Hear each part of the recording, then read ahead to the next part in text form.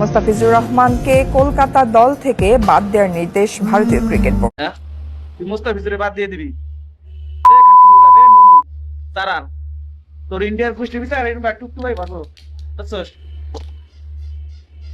তোরা ভালো হয়ে যা বুঝছস। তোরা গরুর মুখ খাইতে খাইতে তোকে মাথা মতো ঠিক নাই, গরু সোনা খাইতে খাইতে তোকে মাথা শেষ হয়ে গেছে।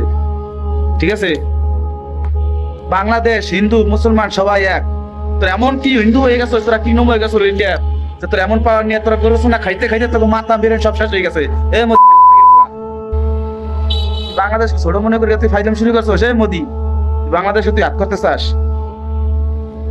মুস্তাফিজুর মুখ খাওয়া উচিত, তোকে ইন্ডিয়ার যে কটা প্লেয়ার আছে বাংলাদেশে মুস্তাফিজুরের মুখ খাওয়া উচিত। সালারা তোরা আবার শুরু করছে বাংলাদেশ থেকে ইন্ডিয়া বুঝছোস, তোরা তো ফাইজ করিস তো, তোরা ছাগল চুরি করতে হোস বাংলাদেশে। তোকে ইজ্জত থাকার কথা, তোকে তো কিচ্ছু নাই, তোরা তো মুখ কেটে কেটে চাস। হ্যাঁ তো দেশ বাইরাতে তো রাখতো, ছাগল চুরি করে বাংলাদেশের। হ্যাঁ তোরা ভালো হবি কবে কর গালার মোদি। হ্যাঁ তোকে চিন্তা আমরা সব হলো এই নৌমুখ দেখো সারাল বাংলাদেশ হিন্দু মুসলমান সবাই এক। এই তোর যদি বাংলাদেশের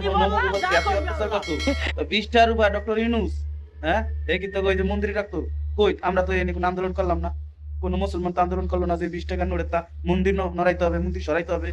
হ্যাঁ কোন মুসলমান কোন ইসলামের কোনখানে নাই যে কোন ধর্মের বাধা দেওয়া, তো কোন জায়গা ধর্ম আছে। মুস্তাফিজুর দেবীকে ঠিকই বাধা হয় ইন্ডিয়ার, তা তোকে মনে কর তোকে ইন্ডিয়ার সব খেলা বয়কট, তোকে ইন্ডিয়ার সব খেলা বয়কট। আর মোদির ভিতরে সবাই বড় Excel.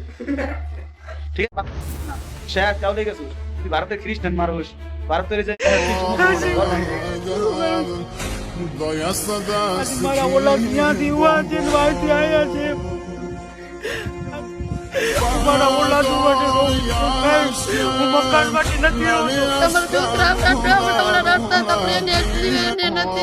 Kalau ayah ni kan dia tak ada kan yang pernah marah itu, nak tahu tak laku.